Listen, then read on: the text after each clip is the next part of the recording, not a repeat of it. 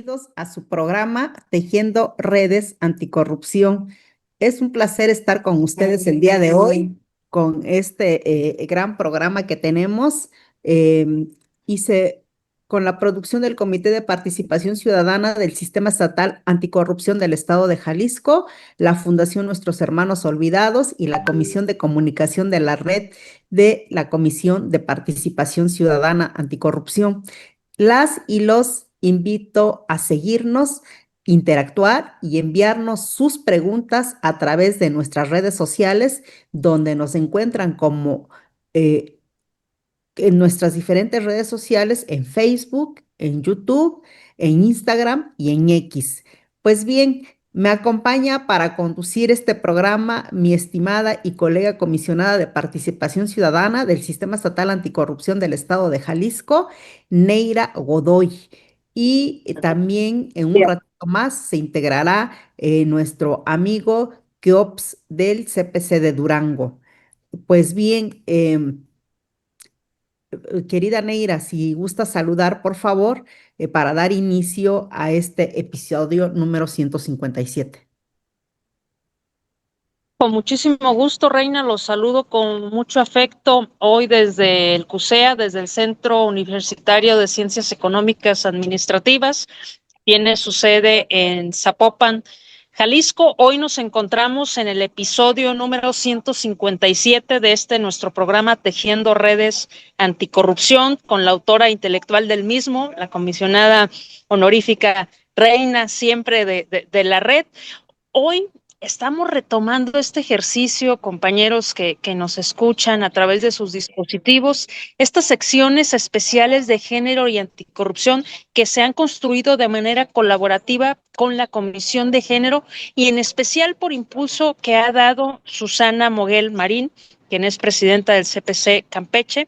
El día de hoy vamos a tratar un tema muy importante. Ha sido titulado el programa Perspectiva de Género en los procedimientos de responsabilidad administrativa. Y para poder hablar de ello nos acompañan dos técnicos en la materia, dos personas que tienen las credenciales morales para hablar de este supuesto. Está aquí con nosotros, por supuesto, nuestro querido Alex Camarripa y, como bien ya lo comenté, Susana Friné Moguel Marín. Y para poder presentarles como se deben, estimada Reina, por favor, haznos los honores con la lectura de la semblanza. Claro que sí, con gusto. Alejandro Armando Ramírez Zamarripa es maestro en gestión pública y aplicada por el Tecnológico de Monterrey. Ha colaborado en diversas áreas jurídicas del Poder Ejecutivo de Guanajuato, como la Secretaría de Gobierno, el Sistema Estatal de Seguridad Pública y la Coordinación General Jurídica. Fue integrante de la Contraloría General de la Universidad de Guanajuato en las áreas jurídicas, de asesoría también técnico normativo y de gestión ética universitaria. También colaboró en el municipio de León dentro de la Dirección de Gabinete de la Secretaría de Ayuntamiento y la Contraloría Municipal. En el Congreso del Estado fungió como secretario ejecutivo del Centro de Estudios Parlamentarios y fue titular interino de la Unidad de Estudios de las Finanzas Públicas y del Instituto de Investigaciones Legislativas. Es profesor de licenciatura y posgrado desde hace más de 15 años en diversas universidades y centros educativos del Estado en materia como derecho municipal, derecho administrativo, investigación jurídica, perspectiva de género, política pública, ética pública y combate a la corrupción, entre otras materias. Es miembro también de la Red Académica de Gobierno Abierto, Capítulo México. Cuenta con publicaciones en materia de participación ciudadana, derechos humanos de las mujeres, derecho municipal, gobierno abierto y derecho electoral. Actualmente es integrante ciudadano del Sistema Estatal Anticorrupción de Guanajuato. Enseguida tenemos a otra gran invitada y, como bien mencionaste, Neira, la autora o parte de estos trabajos de la Comisión de Género. Ella es Susana Frainé Moguel Marín, es doctora en Ciencias de la Educación, tiene la maestría en Educación Superior por la Universidad Autónoma de Campeche, Es licenciada en informática por el Instituto Tecnológico de Campeche y tiene muchos diplomados. Sus actividades académicas destacadas han sido como docente de nivel superior y posgrado, conferencista, jurado, calificador de diversos concursos, evaluador, coordinador, moderador y ponente en diversos eventos estatales, nacionales e internacionales. Cuenta con certificaciones, entre ellas las de competencia laboral para el diseño y la elaboración de cursos de Internet, Conocer, certificado de la Secretaría del Trabajo, certificada internacionalmente como experta en gestión curricular, módulos y proyectos formativos por competencia por Viveduc Chile. Ha participado en publicaciones como referentes a educación TICS y ética, así como de estrategias alternativas de orden nacional e internacional en revistas indexadas y arbitradas. También ha sido autor de capítulos de libros y es coautora del libro Estrategia por competencia en el aula. Forma parte de redes y cuerpos colegiados, entre los que podemos mencionar Red de Investigadores en Educación y Valores, Reduval, Red de Mujeres, Líderes de las Américas y miembro de la Red Nacional de Comités de Participación Ciudadana del Sistema Nacional Anticorrupción en las comisiones de Educación y Género, y formó parte de REDICA, la Red de Investigación de Cuerpos Académicos de PROMEP. Ha tenido participación ciudadana significativas como consejera electoral distrital del Instituto Federal Electoral y como consejera electoral local del INE en procesos especiales, entre ellos el de revocación de mandato y actualmente del proceso electoral extraordinario del Poder Judicial de la Federación. Actualmente es profesora investigadora en la FCS y es miembro del cuerpo académico Identidad, Gobernanza y Ciudadanía de esa facultad y es presidenta del Comité de Participación Ciudadana del Sistema Anticorrupción del Estado de Campeche. También es coordinadora del ciclo de conferencias Género y Anticorrupción del Programa Nacional Tejiendo Redes Anticorrupción. Pues después de haber leído estos amplios currículos de nuestros invitados, ambos expertos en la materia, pues damos seguimiento a una breve explicación de la dinámica del programa. Pues en esta primera sección y para un mejor desarrollo del programa lo dividiremos en cuatro partes. La primera parte, que va a ser el andamiaje de la perspectiva de género, la segunda parte de género en la perspectiva de género en un procedimiento de responsabilidad administrativa y la tercera parte, las conclusiones. Una cuarta parte vendrán las preguntas, saludos al público, participante y entrega de constancia. Pues bien, Susana, damos inicio contigo. Para ti, ¿qué es la perspectiva de género y cuáles son sus orígenes y para qué sirve aplicar al sector público? Te dejamos los micrófonos para que nos comentes, por favor. Sí, ¿qué tal? Muy buenos días. Pues como siempre, un gusto estar en este programa Tejiendo Redes Anticorrupción y sobre todo, pues ser parte de la coordinación de que los días 25 hagamos uso de la voz en materia de género y que pues bueno, el programa Tejiendo Redes sea ese espacio que nos dé la oportunidad de tomar estas temáticas al respecto. Para platicarles un poquito sobre cuáles son los orígenes de la perspectiva de género y para qué sirve, voy a pedir que si pueden visualizar la presentación que tengo preparada para ustedes. Muy bien, pues muchas gracias, saludos, Keops, ya te vimos que estás por aquí, como siempre, todo el equipo, Neira, Reina, y pues bueno, y a mi compañero del día de hoy, Alex Bienvenidos, Amarripa. Alejandro, Susana. Después de problemas técnicos, ya estoy por aquí incorporado con ustedes. Sean bienvenidos. Muchas gracias por su participación, especialmente participación, Susana, que es mensual con este ciclo que tenemos programado mes con mes. Muchas gracias a ambos. Muchas gracias, Keops, pues como siempre, un gusto tener a todo el equipo de Tejiendo Redes Anticorrupción. Y pues bueno, vamos a iniciar ya este programa explicando qué es la perspectiva de género, cuáles son sus orígenes y para qué sirve aplicada al sector público. Pasamos a la siguiente diapositiva, por favor. En estas diapositivas precisamente es para explicarles de qué se trata, ¿no? Y entonces, pues nos preguntamos generalmente qué es. Para aquellas personas que nos están escuchando y que dicen, bueno, sí he escuchado hablar de perspectiva de género, pero ¿qué es? Pues realmente la perspectiva de género es una herramienta de análisis que nos permite visibilizar las desigualdades que existen entre hombres y mujeres y entender que éstas no se producen solamente por determinación biológica, sino que son socialmente construidas, muchas veces impuestas y constantemente reproducidas desde distintos dispositivos culturales. Estos pueden ser desde la educación formal e informal, desde la música, los medios de comunicación, incluyendo las políticas públicas.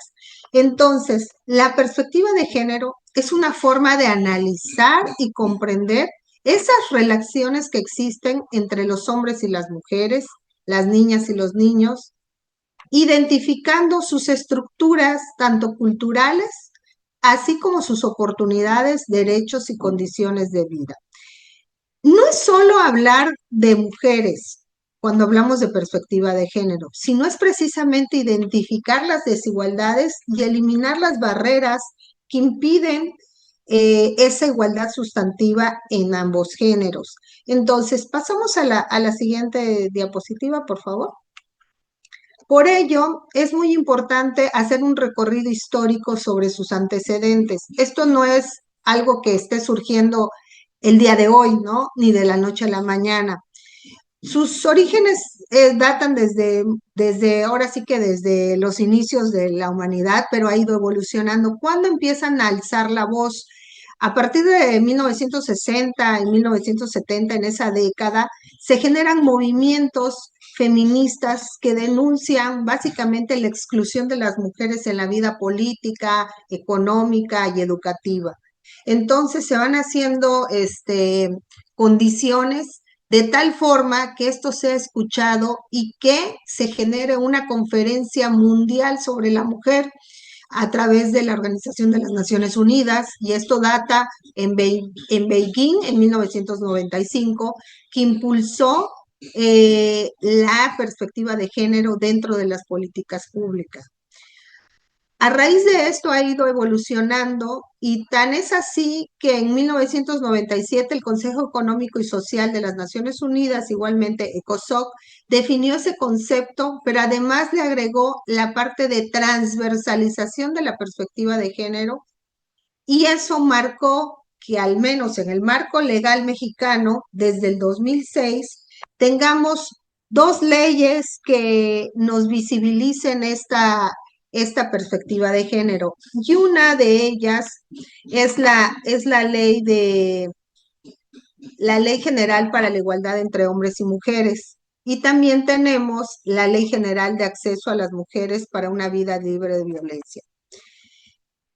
Utilizar estas leyes o utilizar la perspectiva de género, de ahí se deriva el término de transversalizarlas. Entonces, esto quiere decir una implicación para valorar esas diferencias y desigualdades que se tienen entre hombres y mujeres, de tal forma que se pueda generar una estrategia para conseguir que las experiencias de las mujeres en todas sus diversidades sean tomadas en cuenta para la elaboración y puesta en marcha de control, evaluación de políticas públicas, programas en todas las esferas políticas. El objetivo final siempre de transversalizar la perspectiva de género es conseguir la igualdad sustantiva entre hombres y mujeres. La siguiente. Entonces, ¿para qué nos sirve en el sector público tener esa perspectiva de género? Pues primeramente es para diseñar las políticas públicas que sean inclusivas y que correspondan a las necesidades diferenciadas que hay entre hombres y mujeres, evitando reproducir desigualdades. Segundo punto es promover la igualdad laboral y de oportunidades para asegurar la participación equitativa de mujeres en los puestos, en la toma de decisiones, así como condiciones laborales libres de discriminación y acoso. Otro punto también importante es asignar presupuestos con equidad, es decir, con presupuestos con perspectiva de género que de tal forma permitan distribuir los recursos públicos considerando el impacto diferenciado tanto en hombres como mujeres. Y también un cuarto punto es prevenir y atender la violencia de género que obliga a las instituciones a establecer protocolos, políticas y programas para erradicar todas las formas de violencia. Y finalmente, un quinto punto que nos permite fortalecer la rendición de cuentas, la transparencia y la incorporación de indicadores de género en la planeación, evaluación y mejora de la calidad democrática y la justicia social. Entonces, de tal forma, a grandes rasgos, esto sería todo por mi parte en esta primera sección. Es cuanto.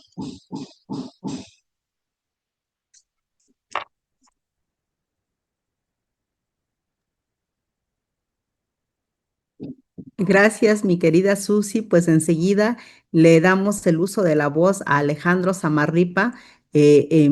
Pues preguntarte, Alejandro, ¿qué significa incorporar la perspectiva de género en un procedimiento de responsabilidad administrativa y cómo se traduce este enfoque en las etapas del procedimiento desde la investigación hasta la resolución? Muchas gracias. Adelante, Alejandro, te dejamos el uso de la voz. Muchas gracias, Reina.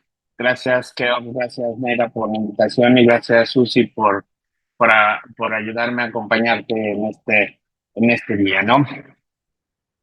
Para empezar, me gustaría que nos imagináramos, ¿no? Tenemos un caso concreto, ¿no? O una persona, una mujer, una servidora pública, a la cual llamaremos Ana. Es designada jefa de departamento en cualquier organización estatal o municipal. Pensemos en cualquier dependencia, cualquier administración en donde nosotros hayamos tenido algún contacto. Al paso de los meses, esta persona, Ana, es denunciada por sus subordinados por tener un trato autoritario y una conducta impropia. ¿Sí? Muchas veces, tanto sus subordinados, hombres y mujeres, hacen esta denuncia. La autoridad investigadora hace su chamba, hace una serie de entrevistas, llama a los que colaboran con Ana, pide algunos informes sobre su desempeño y pasadas el desahogo decide sancionar, ¿sí? En esta idea, ¿qué fue lo que pasó? Pues algo muy sencillo. No se revisó el contexto en el cual Ana se desempeñaba, ¿no? No se tuvo en cuenta que Ana a lo mejor era la única mujer en una estructura donde los directivos eran esencialmente hombres, era una directiva masculina. Durante todo su desempeño laboral, para llegar a ese puesto, Ana enfrentó, pues muchas veces, lo que enfrentan todas las mujeres, ¿no? Resistencia, tanto sutil como abierta, y que además, pues podríamos decir que muchas veces pues, no se creía en su mérito para poder llegar a un puesto directivo, ¿no? Este trato autoritario, como le llamaron sus compañeros, pues no sabemos si podía ser realmente una especie de defensa ante un entorno tan hostil, ¿no? De repente nosotros hemos obligado a las mujeres a que se comporten de manera más rígida cuando acceden a este tipo de situaciones, ¿no? Entonces, ¿qué implica este análisis de contexto? Y es lo que nos decía Susi sobre la perspectiva de género. La perspectiva de género es herramientas que nos ayudan a entender los impactos diferenciados entre hombres y mujeres de cada una de las situaciones, y en este caso, del procedimiento. En este caso nos podemos preguntar, como primera pregunta que me gustaría hacerles es, ¿La conducta de Ana era diferente a las de sus colegas hombres? ¿O simplemente por ser mujer esperábamos que ella fuera menos exigente, más dulce, más comprensiva? Esa es una pregunta que aplicando perspectiva de género hubiéramos respondido. ¿Existía dentro del contexto de Ana un ambiente de discriminación? Es decir, Ana era sometida constantemente a dudas por sus compañeros hombres que pertenecían al mismo cargo directivo. Esta parte o esta denuncia, más que un conflicto o más que unos malos tratos, podría haber sido también una cuestión de conflicto de poder, más que una falta administrativa. Estas preguntas precisamente son las que nos tenemos que hacer cuando vemos una denuncia. Aplicar la perspectiva de género implica ir más allá del expediente. Nos obliga a que reconozcamos que somos personas, somos seres humanos, que al final del día tenemos contextos, tenemos situaciones diferentes y que por lo tanto tenemos que ser juzgados o juzgadas en condiciones al menos igualitarias, ¿no? Si nosotros no tomamos en cuenta todos estos contextos, todas estas situaciones, pues pareciera que Ana estuvo actuando de manera indebida y pareciera que es correcto que la sancionáramos por algo que a lo mejor indirectamente la propia organización le obligó a hacer, ¿no? El actuar con perspectiva de género significa entender que la imparcialidad no se logra ignorando las diferencias. Muchas veces nos han hablado de esta falsa neutralidad, ¿no? Nos han dicho que al estar en igualdad de condiciones, tanto hombres y mujeres podemos hacer lo mismo, cuando vemos que los contextos en los cuales nos desempeñamos son realmente diferentes, ¿no? Entonces, la imparcialidad no es ignorar las diferencias, sino analizarlas y ver de qué manera estamos afectando o no a una de las personas derivado de estas diferencias, ¿no? Según datos del INEGI en la Encuesta Nacional de Ocupación y Empleo 2023, el 64% de las mujeres mexicanas que trabajan en el sector público han experimentado algún tipo de discriminación laboral, desde una exclusión, es decir, desde que no son tomadas en cuenta, hasta verdaderos hostigamientos sexuales por parte de sus jefes. Sin embargo, esta propia encuesta también nos dice que solamente 2 de cada 10 denuncias llegan a resolverse formalmente. O sea, ya ni siquiera digamos que fue creyéndoles a las víctimas, sino simplemente llegan a resolverse. Es decir, generamos 8 de cada 10 quedan en la impunidad o en el limbo, ¿no? Por eso mismo, y quise empezar con este ejemplo, porque hablar de perspectiva de género no es un grupo académico o no es una situación en la cual las mujeres se hayan empeñado para recibir beneficios, sino se trata simple y sencillamente de una herramienta básica para poder impartir justicia, ¿no? Es decir, la perspectiva de género nos da una diferencia entre sancionar a una mujer por resistir a su entorno o reparar una desigualdad que durante mucho tiempo la llevó a realizar ese tipo de cosas, ¿no? Entonces, para mí, esto es la perspectiva de género, ¿no? Tendríamos que visualizar, ir más allá de lo que nos dice el expediente, ir más allá de lo que podemos ver a simple vista. Existen muchas materias, como por ejemplo en materia penal o en materia familiar, en donde la perspectiva de género tiene un desarrollo importante. Sin embargo, en materia administrativa, desgraciadamente, han sido pocos o ha sido tratado de manera pues muy diferente, ¿no? Ha sido difícil hacer lograr que la materia administrativa asuma este enfoque. Y ahora respondiendo a la segunda pregunta que nos hacía Reina, ¿cómo podemos traducir este enfoque en las diferentes etapas del procedimiento, desde una investigación hasta la resolución? Bueno, pensemos a lo mejor en otro ejemplo, vamos a hablar ahora de Luz, ¿no? Ella es una persona, es una mujer, es un técnico administrativo que trabaja en una oficina eh, como asistente de un jefe hombre, ¿no? Y ella denuncia a su jefe por acoso sexual, ¿no? Cuando llega, lo primero que le dice la persona que está en el órgano interno de control, si no tienes pruebas, no podemos hacer nada. Desgraciadamente, este tipo de conductas, pues no se hacen en público, no se quedan grabadas y muchas de las veces ni siquiera nadie más se entera. Y por el miedo mismo que tienen las mujeres, ni siquiera lo platican con sus personas más allegadas. En el caso, pues Luz no tiene ninguna grabación, no tiene testigos. Sin embargo, pues tiene consecuencias de esas acciones, ¿no? Tiene miedo, ansiedad y pues de pronto tiene hasta un mensajes de su jefe de manera insinuante. Entonces, este panorama me gustaría que lo viéramos para las etapas del desarrollo, ¿no? ¿Cómo podemos aplicar la perspectiva de género en cada una de estas? Bueno, en la investigación, lo primero que tenemos que hacer, la autoridad no puede exigirle a la víctima que haga la investigación probatoria.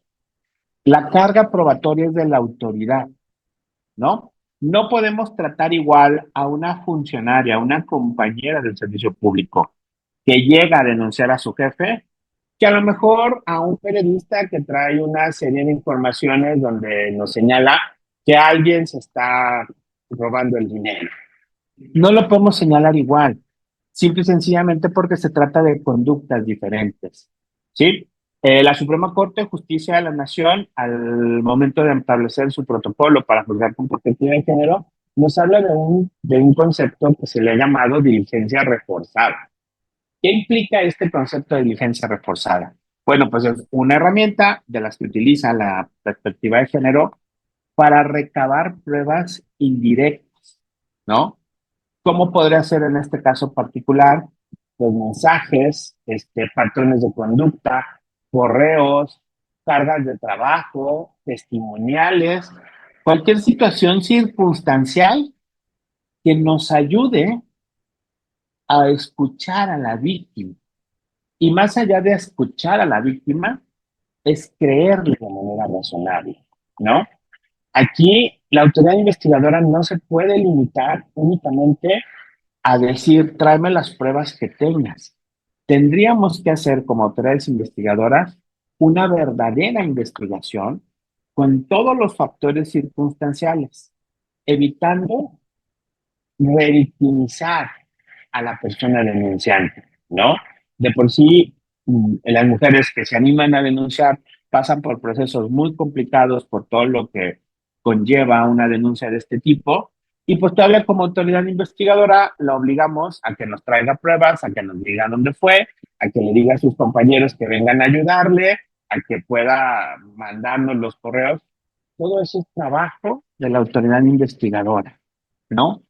La presunción de creerle no es nada más un decir, te creo lo que dices, sino realmente implica un derecho a favor de las víctimas para que sea la carga, la autoridad investigadora quien lleve la carga probatoria, ¿no? Esta diligencia reforzada nos obliga, como autoridades investigadoras, a no solamente escuchar, sino nos obliga a creer razonablemente, ¿no? A menos de que en la investigación descubramos que la persona estuvo en otro lado, la persona no estuvo en esa circunstancia, bueno, pues entonces en ese caso, pues podríamos decir que se destruye la presunción. Pero esta creencia razonable, si existen elementos mínimos que nos hagan pensar que existieron las circunstancias, se tienen que tomar en cuenta, ¿no? En la sustanciación también nos obliga a crear un procedimiento sin sesgos. ¿Qué implica crear un procedimiento sin sesgos? Bueno, pues primero, el lenguaje. Tenemos que ser muy cuidadosos del lenguaje. ¿Cómo le hablamos a nuestras víctimas? ¿No? Muchas de las veces las víctimas, hasta en este tipo de diligencias, pues se sienten acusadas, se sienten culpables por los mismos que están desarrollando la sustanciación, evitando también juicios morales, ¿no? Muchas de estas veces las denuncias de hostigamiento y de acoso pues se dan en condiciones muy complicadas, ¿no? Y a veces pues hemos escuchado hasta expresiones, bueno, pero ella también quería, ¿no? Y esas expresiones se manifiestan al momento de desahogar los testimoniales. A lo mejor no de manera expresa, pero sí con sentimientos, con miradas, con este tipo de situaciones en donde hacemos a la víctima pues, pasar nuevamente por otro proceso en el cual pues no tiene culpa, ¿no? Y también garantizar que las audiencias se desarrollen en un entorno seguro, ¿sí? Que no tengan ese contacto con sus victimarios, que tengan esa posibilidad de sentirse seguras, protegidas y no juzgadas. Y por último, en la etapa de resolución, ¿cómo podemos hablar de que existe una resolución con perspectiva de género? Pues en el análisis se implica el reconocer el contexto, ¿sí? El reconocer todas estas situaciones que ya hemos platicado, de las cuales ya hemos dado ejemplos, ¿no? En qué momento se dio, cómo se dieron estas circunstancias, qué fue lo que estaban haciendo, cuál era esa relación de poder y en qué momento, pues se hizo. Pero además de eso, también la sanción debe de tener una función reparadora y preventiva. ¿Qué quiere decir eso? Pues debemos ordenar la suspensión del servidor público, una capacitación o sensibilización obligatoria ante este sistema, una disculpa pública o inclusive hasta la separación del cargo, dependiendo de la complejidad o de la gravedad de la sanción, ¿no? La perspectiva de género nos da eso. Muchas ocasiones hemos nosotros visto expedientes donde dices, bueno, a lo mejor aquí no se acreditaron los hechos, pero hay evidentemente que hubo un traspaso entre la relación de subordinación. Entonces, tenemos que sensibilizar al agresor para que, para que no se vuelva a repetir, ¿no? Entonces, estas situaciones también tienen que ser señaladas al momento de realizar la sentencia, ¿no?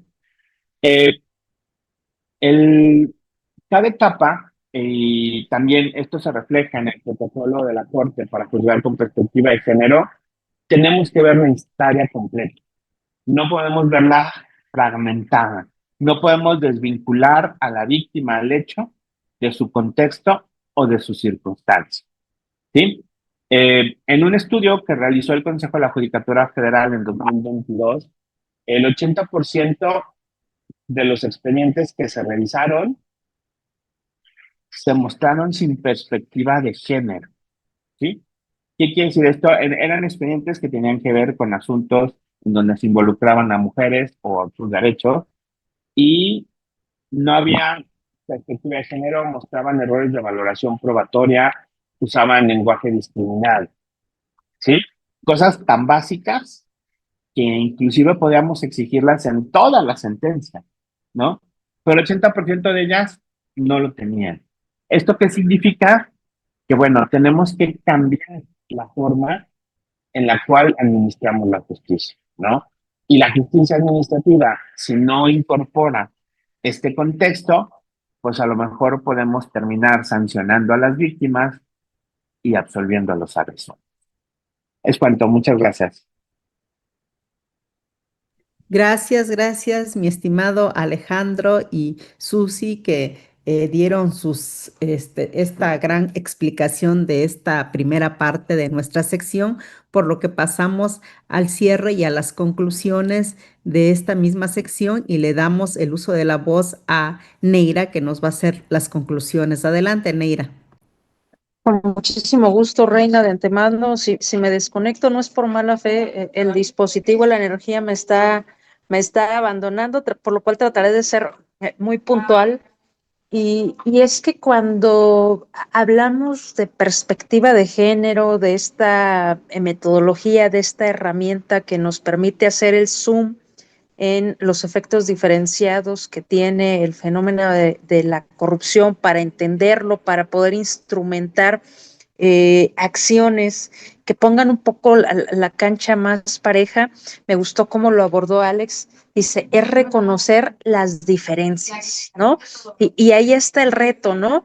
Y el reto es no solamente aprender los conceptos, identificarlos y definirlos, sino materializarlos, operacionalizarlos, integrarlos en los instrumentos de política pública, en los programas de trabajo y darles herramientas a las y los servidores públicos en formatos, por ejemplo, de protocolos para que puedan realmente operacionalizar estos conceptos y que las notas no sean los casos vergonzosos de violaciones graves a los derechos humanos de las mujeres que quedan impunes, ¿no? Entonces, muchísimas gracias tanto a Susi como a Alex por precisar estos conceptos y por puntualizar el reto que hay en el campo del servicio público para caminarlo con propiedad.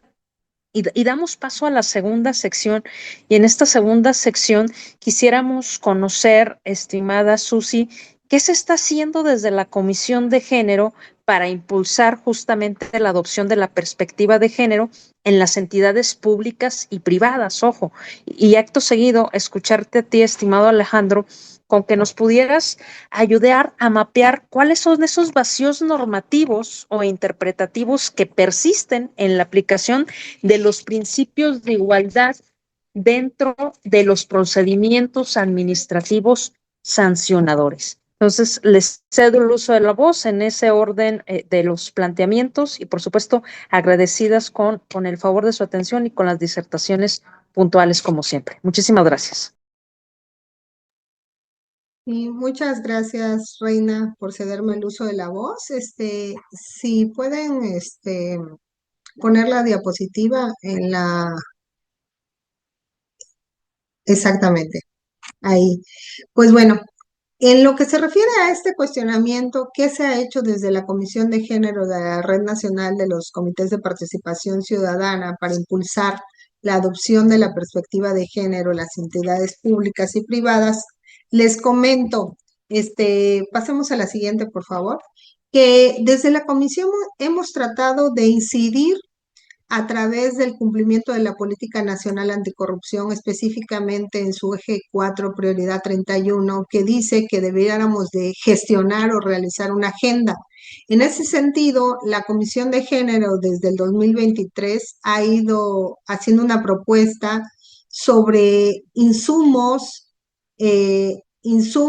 acciones, capacitaciones, talleres, cursos que pudieran realizarse para visibilizar la perspectiva de género y anticorrupción.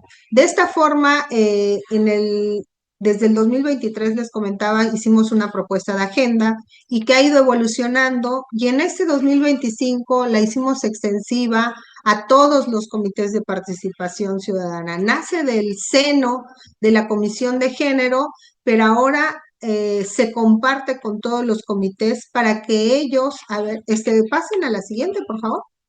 Pase, para que de tal forma nosotros podamos coadyuvar con esta herramienta y se pueda visualizar la perspectiva de género, como comenté antes, sobre todo en el combate a la corrupción. Si bien es cierto, ya tenemos legislaciones, ya tenemos acciones, pero seguimos trabajando de manera aislada, ¿no? O separada. Entonces, lo que hacemos, la siguiente, por favor, es tratar de coadyuvar y apoyarnos de todos los que están en la misma sintonía. Por ejemplo, la Agenda 2030 maneja un objetivo de desarrollo sostenible, que es el número 5, y que nos habla sobre cómo lograr la igualdad entre géneros y empoderar a todas las mujeres. Entonces, abonamos un poquito para ese objetivo de desarrollo sostenible y también ayudamos y coadyuvamos para el objetivo 16, que se refiere a promover sociedades más justas, pacíficas e inclusivas, de tal forma que se pueda visibilizar esa interrelación entre el género y la corrupción y su impacto diferenciado en las personas, como un elemento clave para impedir que el fenómeno siga obstruyendo el progreso hacia el desarrollo sostenible. La siguiente. Entonces, justificado esto, se implementa esta agenda de perspectiva de género y anticorrupción desde la Comisión de Género, y se acompaña a través de los comités de participación ciudadana para que esto haya un desdoblaje en cada uno de los estados a través de sus comités coordinadores del sistema anticorrupción y a su vez se vaya desdoblando en los institutos de la mujer y en instituciones afines como la Comisión Nacional de Derechos Humanos, las unidades de igualdad sustantiva, las instituciones o las asociaciones civiles. La siguiente, por favor. De tal forma que podamos tener un impacto y tener dos alcances: territorial, que sea de manera nacional y que sea en cumplimiento a los comités de participación ciudadana. De esta forma, estaríamos incidiendo en las políticas públicas, tanto de la política nacional, como ya les comenté en el eje 4, prioridad 31, como en las políticas estatales, que si bien los números cambian, pero también incidiríamos en eso. La siguiente, por favor. De tal forma que el impacto sería a través de guías, protocolos, capacitaciones, campañas, redes de colaboración, pero sobre todo de la participación ciudadana. El hecho es de que estos materiales, estas conferencias, cursos y todo lo que mencionamos puedan llegar a más número de ciudadanos. La siguiente, por favor. Para que podamos tener una ruta de implementación, como lo pueden visualizar en esta infografía, que impacte tanto a nivel nacional como a nivel estatal, pero que nuestro eje sustantivo sea cumplir con la política nacional anticorrupción, porque para eso están los ejes, para cumplirlos. Esa es una de las funciones que tenemos como Comité de Participación Ciudadana: incidir, coadyuvar, proponer y, ¿por qué no?, realizar, ¿no? Desde la medida de nuestras facultades o de nuestras posibilidades, coadyuvar con una coordinación y a través de la Comisión de Género llegar para que esto se pueda difundir, como lo vemos y como es este ejemplo del programa Tejiendo Redes Anticorrupción, que es un trabajo colaborativo en el que están el Comité de Participación Ciudadana Social de Jalisco,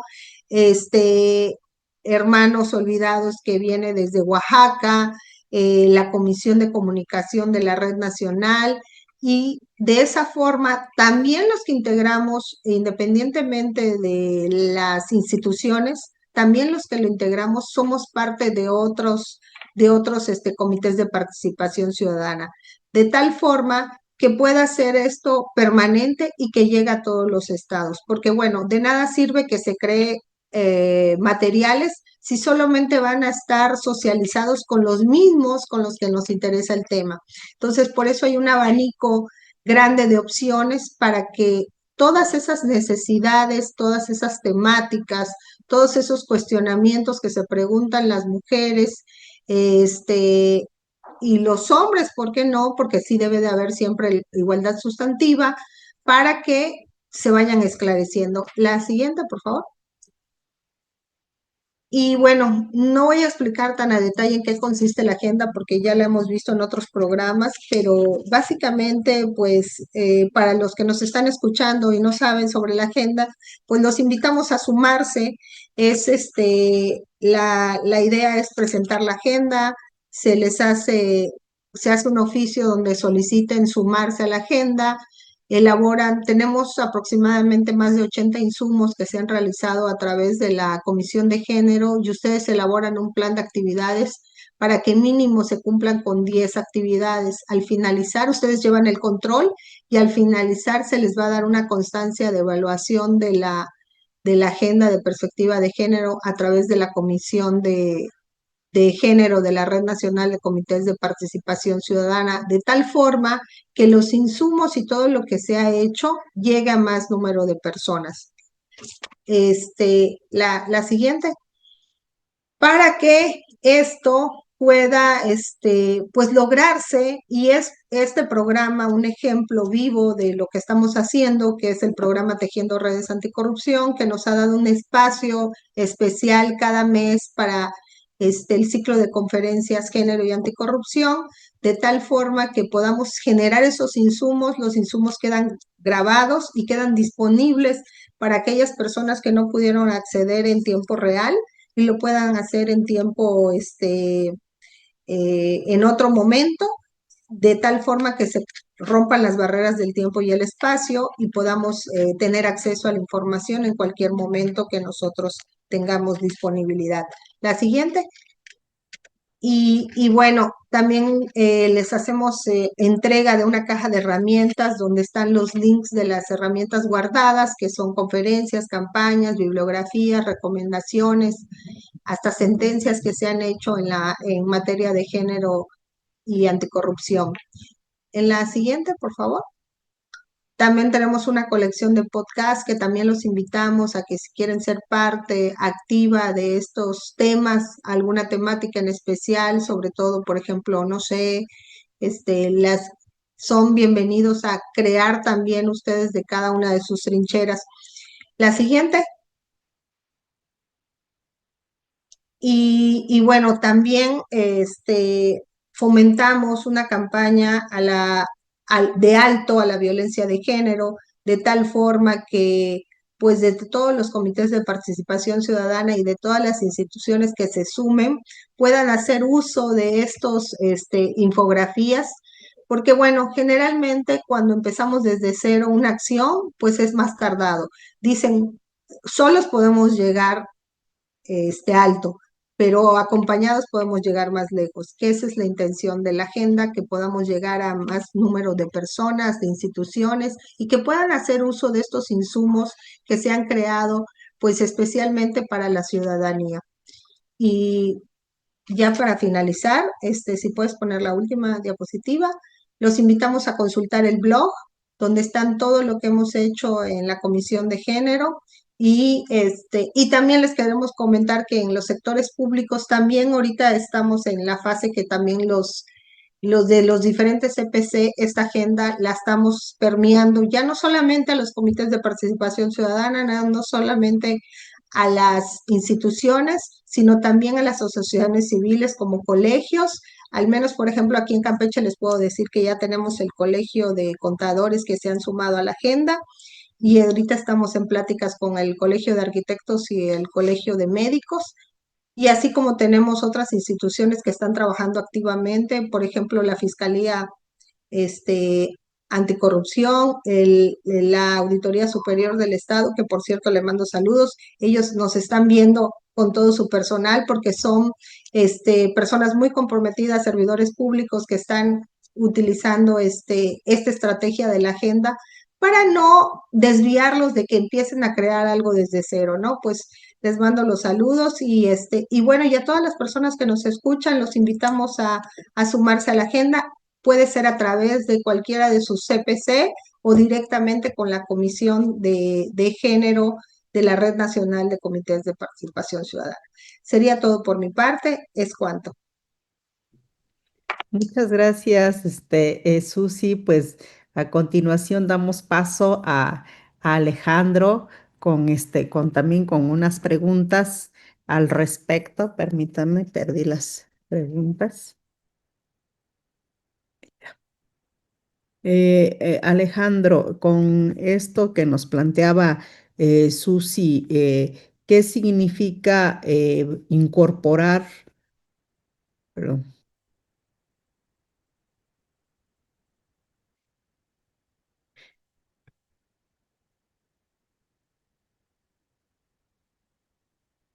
¿De qué vacíos normativos o interpretativos persisten en la aplicación del principio de igualdad sustantiva dentro de los procedimientos administrativos sancionadores? Alejandro, te damos el uso de la voz para que nos des tu opinión acerca de esta pregunta. Muchas gracias.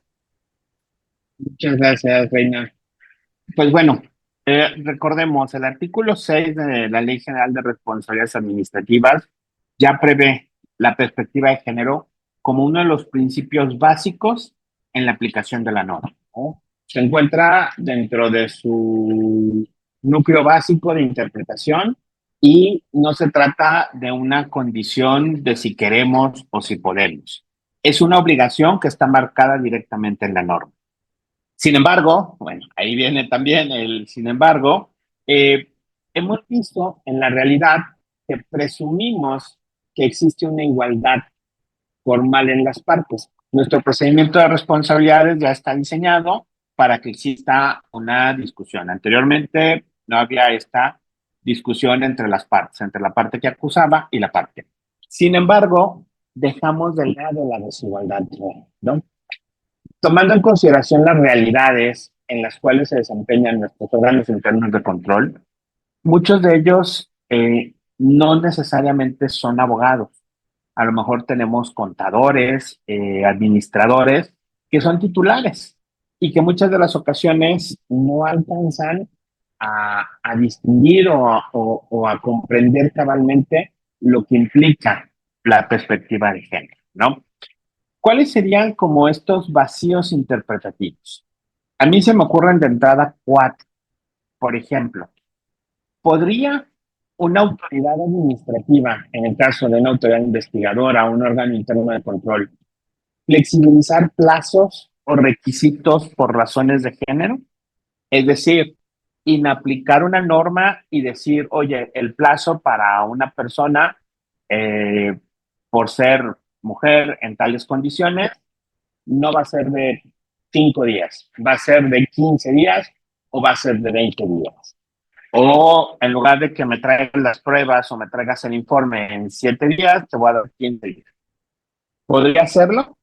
Ya se hace en muchos términos en materia familiar, en materia de derecho penal, en otras materias. Otra de las cuestiones, y que también ha sido un problema muy recurrente, ¿qué medidas de protección puede dictar un órgano interno de control o una autoridad investigadora cuando está iniciando un proceso de investigación? ¿Hasta dónde puede dictar una medida para proteger los derechos de una mujer que se pueden encontrar en peligro? ¿Hasta dónde podemos protegerla de una cosa, ya sea laboral o sexual? ¿O hasta dónde podemos protegerla de amenazas o de malos tratos? ¿Cómo le podemos hacer? ¿Qué herramientas tienen los órganos internos de control? Muchas de las veces nosotros hemos hecho esos cuestionamientos al interior en el sistema en Guanajuato y en ocasiones nos han dicho que ya está sobreregulado. Entonces, por eso la pregunta, ¿en dónde están? Si está sobreregulado, quedaría que está clarísimo y que todos los órganos internos de control la aplican. Desgraciadamente es algo que no hemos visto. Hasta ahorita a mí no me tocó ver ningún expediente en donde un órgano interno de control haya aplicado una medida de protección para salvaguarda de los derechos fundamentales de las mujeres, sobre todo el vivir a una vida libre de violencia, ¿no? Esa es otra de las cuestiones. No sabemos qué pueden hacer o hasta dónde pueden hacer. O si lo puede hacer la autoridad investigadora o necesariamente tendría que ser la persona titular del órgano interno de control quien dicte estas medidas. Otra cuestión es, ¿hasta qué punto podemos integrar los criterios de derecho internacional de los derechos humanos en las investigaciones que desarrollamos? A nivel internacional ya se han desarrollado muchas ideas acerca de la perspectiva de género, muchos mecanismos por los cuales podemos basarlos, podemos usarlo. No está muy claro, ¿no? ¿Y qué ocurre? Que esto es lo que nos sucede todos los días y que nos lo cuestionan muchas personas, ¿no? ¿Qué ocurre cuando la legalidad estricta entra en tensión con la igualdad sustantiva? ¿Cuál aplicamos? ¿Hacia dónde nos vamos? ¿Sí? La mayoría de los órganos internos de control no cuentan con lineamientos técnicos claros y que podamos aplicar activamente. En un diagnóstico que hizo la Fundación X, Justicia para Mujeres, en 2023, ellos señalan que solo el 22% de las dependencias federales contaban con protocolos de actuación administrativa con perspectiva de género.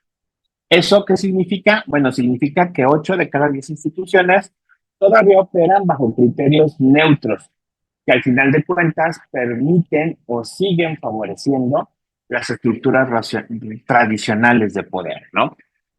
Entonces, en el fondo, además de un vacío legal, que podamos decir, que fue la pregunta original, también tenemos que tomar en cuenta que estamos hablando de desigualdades estructurales, ¿no? Que va mucho más allá de la ley. Va más allá de que no queremos aplicar la ley o no sabemos cómo aplicar la ley. La ley es muy clara. Estamos obligados por el principio de perspectiva de género en todos los aspectos. O sea, porque forma parte de los principios fundamentales de interpretación de la norma en nuestra ley general. Sin embargo, nos cuesta todavía, y lo vemos en muchos órganos internos de control, en que la legalidad pueda coexistir con la empatía, ¿sí?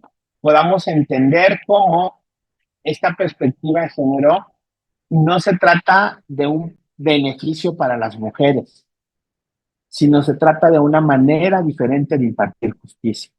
Nos cuesta trabajo pensar culturalmente, digamos, como sociedad, como instituciones, en esto, ¿no? Y esta es una tarea que no nada más tenemos pendiente en el sistema, sino la tiene pendiente todo el Estado mexicano, ¿sí? ¿Cómo hacer que la igualdad sustantiva sea más allá de un lema institucional y se convierta en una realidad? Y creo que ese es el gran pendiente que tenemos como Estado, ¿no? ¿Cómo le hacemos para que esta igualdad sustantiva deje de ser un lema y se convierta en una realidad? Es Juan, muchísimas gracias. Muchas gracias, mi estimado Alejandro. Con esto damos cierre y la conclusión que se la dejamos a cargo de nuestro compañero y amigo Kiops. Adelante, Kiops, por favor, si nos puedes ayudar con las conclusiones de esta segunda parte. Muchas gracias. Gracias, querida Reina. Pues agradecerte, Alejandro, esta explicación. Y efectivamente yo me quedaría con esa frase que mencionas de siempre que escucho sobre género, sobre este tema tan importante, la conclusión y la aspiración debe ser precisamente pues que se convierta en una realidad. No me considero especialista en el tema, he aprendido mucho con ustedes a lo largo de estos ciclos de conferencias que llevamos de manera mensual, pero me satisface mucho saber que vamos avanzando, que con estas acciones que se llevan a cabo, que esperamos que se vayan convirtiendo en acciones conjuntas, colectivas, pues que podamos avanzar hacia esa igualdad sustantiva que ustedes bien comentan. Y bueno, pues entonces pasaríamos, si no me equivoco, a la sección correspondiente a la presentación de preguntas y saludos del público participante. Y por lo que me permito darle lectura a quienes nos siguen a través de las distintas plataformas, agradeciéndoles como siempre el favor de su participación, del amable seguimiento que hacen de este programa Tejiendo Redes Anticorrupción. Y me voy a permitir aquí darle lectura a los comentarios. Siempre. Y dice nuestra compañera comisionada nacional, Patricia Talavera, quien siempre nos acompaña amablemente, especialmente a estos programas mensuales relacionados con género y anticorrupción, a la comisionada nacional Patricia Talavera, que dice, gran tema, las autoridades tienen gran responsabilidad en este trato justo. Y lo dice Alma Zamores, solo trato justo. Muchas gracias, Alma. La comisionada nacional Patricia Talavera dice, en la Suprema Corte de Justicia de la Nación existe el protocolo con perspectiva de género obligatorio. Nuestra querida Laura Elisa del CPC Puebla, del Sistema Anticorrupción de Puebla, muchas gracias a los dos. En la comisionada Patricia Talavera, sí, el objetivo de desarrollo de la Agenda 2030, el objetivo 5 de la Agenda 2030 es básico. La Comisión de Género siempre proactiva y líder en el avance anticorrupción. Felicidades, Susi Moguel, de la Comisión de Género, por inspirar la inclusión igualitaria de todas y todos. Mapili Bastos, excelente intervención, doctora Moguel, muchas felicidades.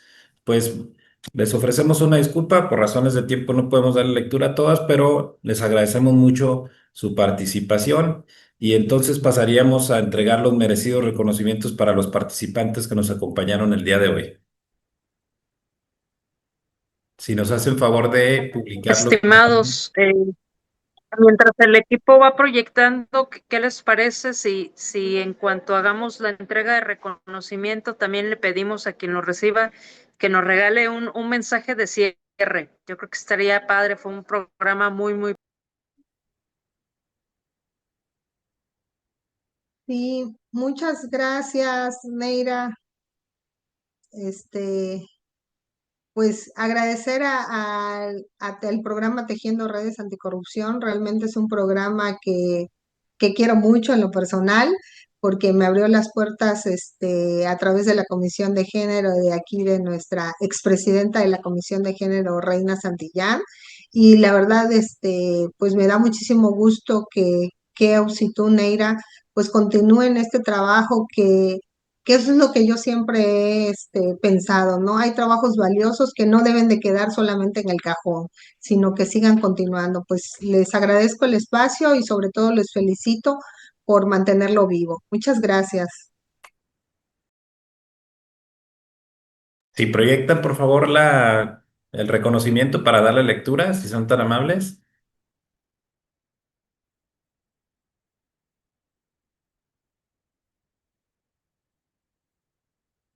El Comité de Participación Social del Sistema Estatal Anticorrupción de Jalisco, la Fundación Nuestros Hermanos Olvidados y la Comisión de Comunicación de la Red Nacional de CPCs Anticorrupción otorgan el presente reconocimiento a la doctora Susana Friné Moguel Marín, presidenta del CPC Campeche e integrante de la Comisión de Género, por su participación en el programa Tejiendo Redes Anticorrupción con el tema Perspectiva de Género en los procedimientos de responsabilidad administrativa, fechado el 29 de octubre de 2025.